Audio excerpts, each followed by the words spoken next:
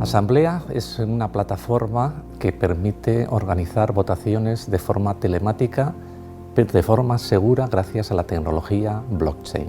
Es una plataforma basada en la nube que permite que cualquier organización de cualquier tamaño pueda montar un proceso en el que tengan que participar personas sin tener que estar presentes y que dé las garantías equivalentes a los votos presenciales gracias a la tecnología digital. Como cualquier empresa que sale al mercado, lo primero que necesita es conocer cuáles son sus potenciales clientes. En un entorno local lo podemos hacer directamente, pero en un entorno que está a miles de kilómetros a distancia necesitábamos un vehículo que nos permitiese aterrizar.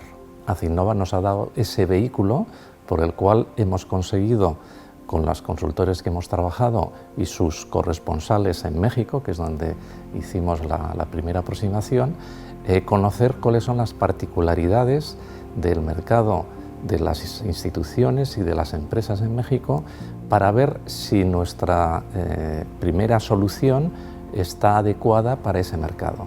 Hemos hecho esa primera consultoría, hicimos un test de mercado y ya sabemos lo que tenemos que trabajar para realmente poder introducirnos en ese mercado y cómo poderlo replicar en otros países. Digamos que el interlocutor que ha aglutinado el proceso ha sido la Cámara de Comercio de Bilbao, pero vía la Cámara de Comercio lo que hemos tenido es una consultora que es IETIM.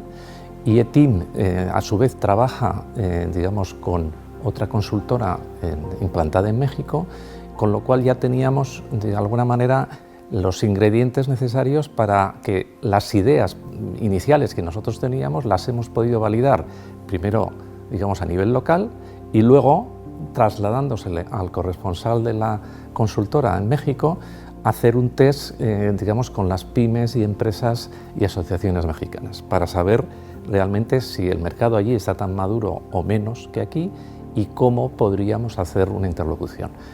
Lo que hemos concluido es que tenemos que tener referencias sectoriales bien conseguidas que podamos identificar sus equivalentes digamos, en el mercado para tener una cierta mayor fuerza de entrada, ¿no?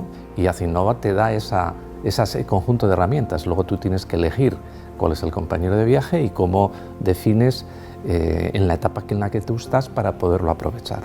Pero que realmente el marco, que es lo que te produce Acinnova, es lo que es muy valioso.